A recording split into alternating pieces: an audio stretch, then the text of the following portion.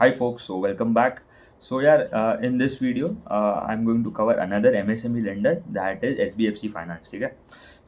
अगर इनका देखूँ पहले थोड़ा ओवरव्यू दे दूँ. ये MSME स्पेस में अभी थोड़े प्रॉब्लम्स चल रहे हैं. Not at a scale at which micro finance was facing before, but थोड़े क्या बोल सकता हूँ, it was a sudden problem that occurred कि थोड़ा कस्टमर्स जो है that are not able to pay their EMIs. ठीक है. तो मतलब एसेट क्वालिटी में थोड़ा प्रॉब्लम्स हो रहा है. Collection efficiencies are bit deteriorating. आपके DPD बकेट्स जो थे वहाँ पे थोड़ा एलिवेटेड है. क्रेडिट कॉस्ट आपका बढ़ गया है थोड़ा.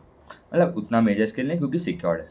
अभी SBFC का देखूँ तो it is one of the best MSME lenders out there. जो छोटे कंपनीज में से आप देखो, 5 स्टार हो गया, SBFC and mass financial service, ये दो तीन चार जो कंपनी है दैट आर इनटू मेजॉरिटी जो करता है दैट इज MSME लेंडिंग. क्या होता है वो, बेसिकली आप देखो, ये किराना स्टोर वाले को लोन देते हैं, शॉपकीपर्स को लोन देते हैं, कोई साइकिल साइकिल साइकिल बेच रहा है उसको लोन देते हैं, कोई टी का स्टोर चला रहा है उसको लोन देते हैं. तो इनका अगर देखो ओवरव्यू दे दूँ SBFC फाइनेंस का, they have around 215 branches and they are present in 16 states. ठीक है. एंड इनका AUM का साइज़ कितना है, अराउंड 9,300 करोड़ के आसपास का AUM का साइज़ है. AUM का ग्रोथ कितना है, 30% हुआ है. मतलब अच्छा नंबर है, ब्रिलियंट नंबर्स. AUM ग्रोथ में कोई प्रॉब्लम नहीं है. डिसबर्समेंट्स में भी मतलब प्रॉब्लम नहीं है. इट ग्रू अराउंड 51% हुआ है. ठीक है. तो इनका लास्ट ईयर आप देखोगे ना, डिसबर्समेंट में कुछ ग्रोथ इतना आया नहीं था. ठीक है. मतलब इट वॉज फ्लैट पूरे साल में भी. आप देखो डिसबर्समेंट में कुछ ऐसा कुछ खास ग्रोथ नहीं आया था, क्योंकि जब सब सब कंपनीज आप देखो MSME में 5 स्टार जो है, they were one of the, मतलब they are a good company still. And वो पहले भी they used to guide around 30% plus का ग्रोथ. ठीक है. 5 स्टार का बात कर रहा हूँ. वो Q1 में हुआ एग्जीक्यूट, लास्ट ईयर हुआ है बोल रहा हूँ. Q1 FY25, Q2 में भी हुआ. फिर Q2 के कॉन कॉल में उन्होंने बोल दिया हम लोग का 30% नहीं होगा, we are targeting 25% growth. And due to competition also, उन्होंने जो यील्ड होता है उनका, मतलब जो रेट पे वो लेंड करता है कस्टमर्स को, उनका दे लेंडेड अराउंड 24% एंड पूरा सिक्योर्ड बुक है.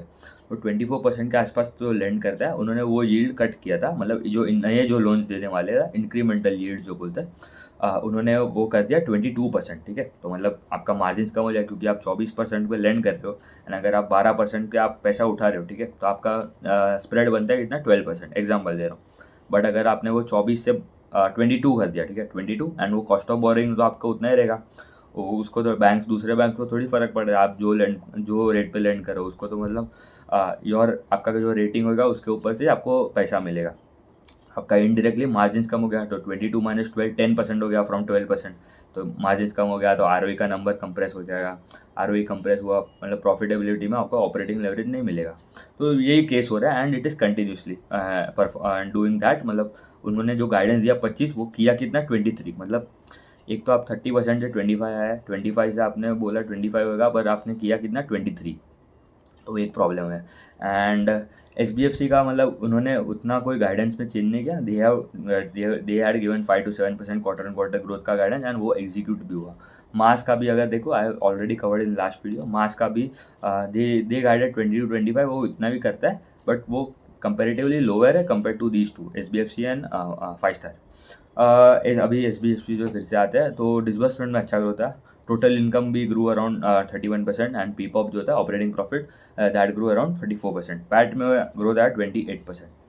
तो इनको भी ये टाइम ऑपरेटिंग लेवरेज मिला नहीं. क्यों? क्योंकि थोड़े प्रोविजंस में, प्रोविजन जो होता है आपका, बेसिकली क्या होता है, प्रोविजन आपको थोड़ा पैसा साइड पे रखना पड़ता है अगर आपका कस्टमर का क्रेडिट क्वालिटी ख़राब हो रहा है, DPD बकेट्स इंक्रीज हो रहा है. By the way, if you are not understanding this term DPD, credit cost, provisions, तो you can register the link is in the description. मैंने मतलब एक पूरा लेंडिंग स्पेस का पूरा एक वर्कशॉप बनाया, प्री रिकॉर्डेड है. दैट इज़ अराउंड 7 आवर्स के आसपास का है. And you will understand every terms, every jargon that are used from beginner level से. समझा, कोई आपको MBA नहीं चाहिए, कोई CA का डिग्री नहीं चाहिए. From beginner I gone to the most important metrics and I have also done the P2P analysis. थोड़ा टर्न अराउंड स्टोरीज का भी बात किया that are currently in the market. ठीक है. सो ब्रांच भी they have added around 10 branch add किया है. एंड उनका गाइडेंस भी है कि 20-25 ब्रांच ऐड करना है इन FY26, ठीक है। 100% सिक्योर बुक है, तो मतलब जो स्केल पे माइक्रो फाइनेंस वाले को प्रॉब्लम होता है माइक्रो फाइनेंस सेक्टर में, उतना इधर प्रॉब्लम नहीं होता है। एवरेज टिकट साइज कितना होगा लोन अमाउंट का? MSME लोन्स है उनका 2 डिवीजन है, ठीक है। एक MSME हो गया सिक्योर्ड MSME लोन्स, एंड हो गया आपका लैग होता है आपका लोन अगेंस्ट गोल्ड, ठीक है। Secured MSME contribute to 83% of the loan book, ठीक है। 83% आता है सिक्योर्ड MSME से, and LAG loan against gold 17% वहाँ से आता है। एसेट क्वालिटी देखो, GNPA 2.78 था, लास्ट क्वार्टर 2.74 था। NNPA was around 1.57 versus 1.51 quarter on quarter. तो थोड़ा एलिवेटेड है, ऑफकोर्स एलिवेटेड है, बट मतलब उतना कोई मेजर प्रॉब्लम नहीं है कि SMA या आपका NPA जो है डबल हो गया या कुछ हो गया, ठीक है। तो थोड़ा स्टेबल है, बट थोड़ा प्रॉब्लम तो हो रहा है क्योंकि ये MSME पूरे स्पेस में प्रॉब्लम है, ठीक है। बजाज फाइनेंस ने भी बोला, Mas financial told, HDB financial services ने भी बोला। तो ये जो 3-4 जो बड़े कंपनीज है, specially Bajaj finance and HDB financial services, उनको मतलब they are present almost everywhere, ठीक है। बजाज फाइनेंस का AUM का साइज कितना 4,54,50,000 का उसके आसपास है। तो मतलब आप जहाँ सोच सकते हो वहाँ पे लेंडिंग कर सकते हैं वो। एंड अभी इनका देखो 1+ DPD is basically days past due. 1+ मतलब ऐसे कस्टमर्स जिसके at least 1 day has been past from the date of their EMI, but अभी तक उनका EMI का इंटरेस्ट आया नहीं, ठीक है। That was at around 8.1 versus 7.09, तो वो थोड़ा इंक्रीज हुआ है। कलेक्शन एफिशिएंसी भी डिक्रीज हो रहा है। मतलब क्या कलेक्शन एफिशिएंसी क्या होता है?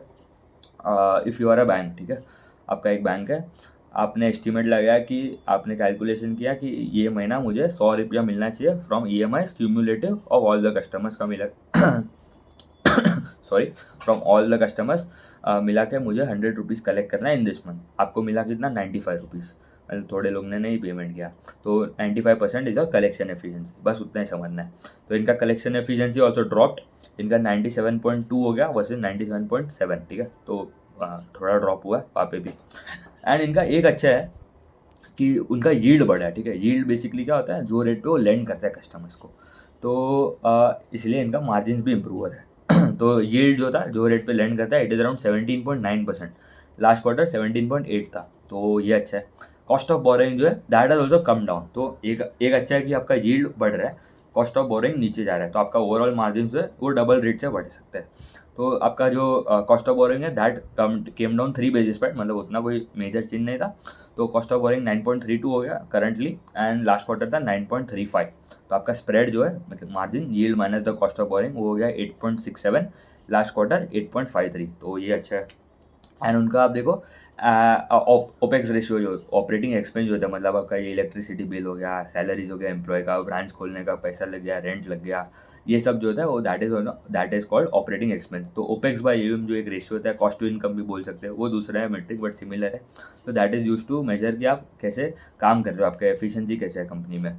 कौन सा ऑपरेटिंग एक्सपेंस का मतलब how efficient your company is in terms of expenses and in terms of converting your income into productive work, तो दैट इज़ अराउंड 4.59 वर्सेस 4.62, तो ये कम हो रहा है, मतलब जितना कम होगा उतना बेटर है तो ये बोल रहे हैं, उनका गाइडेंस भी यही है। क्या गाइडेंस है?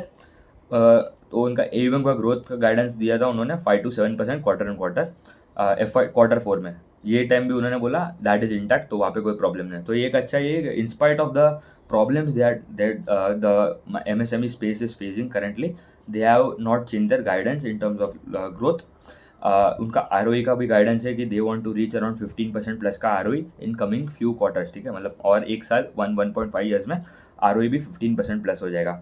उनका ब्रांच का भी एडिशन का गाइडेंस इज 20-25%, एंड वो भी इंटैक्ट है। एंड उनका ओपेक्स बाय AUM जो उन्होंने बोला, they want to reduce every year उनका 50 बेसिस पॉइंट, मतलब 0.5% ओपेक्स कम होना चाहिए। तो लास्ट क्वार्टर अगर 4.6 था, तो ये साल के एंड तक दे आर टारगेटिंग 4% के आसपास हो जाना चाहिए, 50 पॉइंट्स कट होना चाहिए वहाँ से।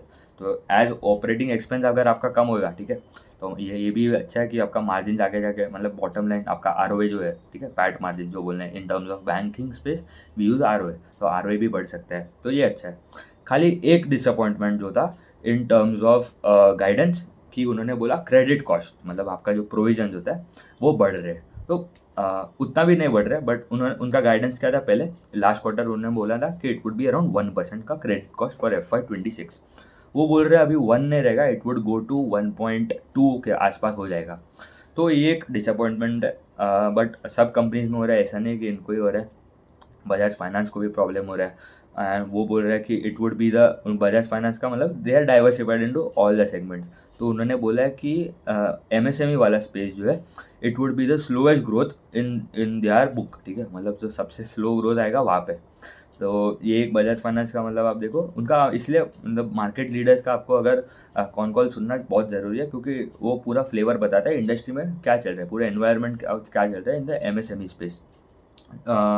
आर का नंबर कितना, 4.5, लास्ट क्वार्टर 4.52 था। लेवरेज जो रेट मतलब कितना पैसा उठाया उन्होंने, ठीक है, ऑन देयर करंट नेटवर्थ, तो that was around 3 versus 2.9। And उनका आर कितना है अभी 13.5 है वर्सेस 13%, 13.1। तो ये आर ऊपर आर कैसे बढ़ेगा, they are going to increase their leverage, ठीक है, मतलब ड्यू पॉइंट एनालिसिस अगर समझते हैं आपको, तो लेवरेज जितना बढ़ेगा आर का नंबर थोड़ा डिटीरियोरेट होता है, थोड़ा कम होता है, या तो स्टेबल रहता है, एंड इनडायरेक्टली आपका आर जो है it raises at a much higher pace.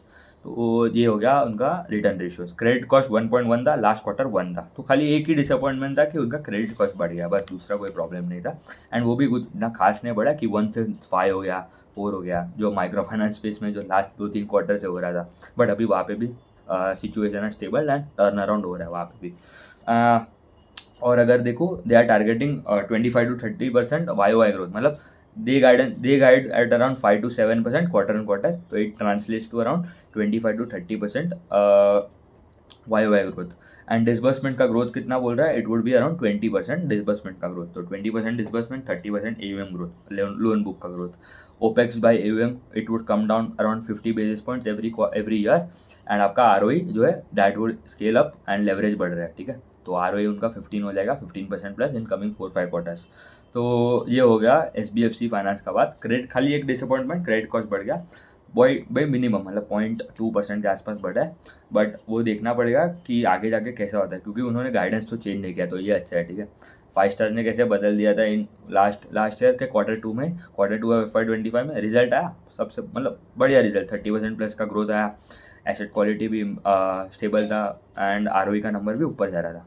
उसके बाद कौन कॉल हुआ, उन्होंने बोला yield would be cut down, तो इसलिए ROE का नंबर कंप्रेस हो गया क्योंकि मार्जिन कम हो गया, एंड आपका ग्रोथ भी स्लो डाउन हो गया। तो that is a classic example of slowing growth with deteriorating ROE numbers, and asset quality भी उनका थोड़ा खराब ही हो रहा है, अभी भी हो रहा है। तो इन नेक्स्ट वीडियो, अभी तो 5 स्टार का तो रिजल्ट आया नहीं, तो we have to wait for that. तो तीनों कंपनी का हमारा MSME वाला सेगमेंट हो जाएगा, एंड अभी फिर we will move on to the housing finance space. वहाँ पे मतलब एक अच्छा है, हाउसिंग फाइनेंस स्पेस में कोई प्रॉब्लम नहीं था फ्रॉम लास्ट 1-2 साल से, कोई प्रॉब्लम नहीं, स्ट्रक्चरल ग्रोथ आ रहा है, सबका अच्छा खासा ग्रोथ आ रहा है। हम लोग ने पूरा माइक्रो फाइनेंस देखा कितना खराब हो गया था, सबका प्रॉब्लम हो गया, इतना डेलिंक्वेंसी बढ़ गई, ओवर लेवरेज हो गया। अभी now the problem is escalated to the MSME space, and commercial vehicle वाले सेगमेंट में भी प्रॉब्लम हो रहा है। तो जिसका अभी चोला फाइनेंस का भी जो रिजल्ट आएगा वो भी देखना पड़ेगा, क्योंकि उनका भी व्हीकल वाले सेगमेंट में ज़्यादा प्रेजेंस है, अराउंड 40-50% बुक जो है that comes from vehicle financing, commercial vehicle, used commercial vehicle, ये वाले सेगमेंट से आता है। तो ठीक है, उतना ही रखता है, अच्छा कंपनी है। एंड वैल्यूएशन भी आप देखो, इट इज अराउंड 3.5 टाइम्स के आसपास है, एंड ग्रोथ भी मतलब इंडस्ट्री लीडिंग ग्रोथ है, इसलिए थोड़ा रीजन अच्छा खासा वैल्यूएशन मिलता है। वेरेज आप देखो मास फाइनेंशियल को उतना कुछ मिलता नहीं, क्योंकि 20% का ग्रोथ गाइडेंस देता है, तो डैट इज़ अराउंड उनका अभी अराउंड 1.5-1.8 के आसपास का प्राइस टू बुक है। एंड 5 स्टार बिजनेस का अभी आप देखो स्टॉक चल रहा है, चल क्यों नहीं रहा है, उन्होंने जो गाइडेंस कट किया गया था इन अक्टूबर, वहाँ से 700-800 के रेंज में ही है, एंड उनका price to book derate हो गया फ्रॉम 4.5 टू अराउंड 3.5, ठीक है, 3.5 हो गया अभी, क्योंकि उन्होंने गाइडेंस अभी फिर से जब ऊपर रिवाइज करेगा या यील्ड में थोड़ा कुछ इम्प्रूवमेंट आएगा, तभी थोड़ा it would be good for the company. तो इतना रखते हैं, थैंक यू।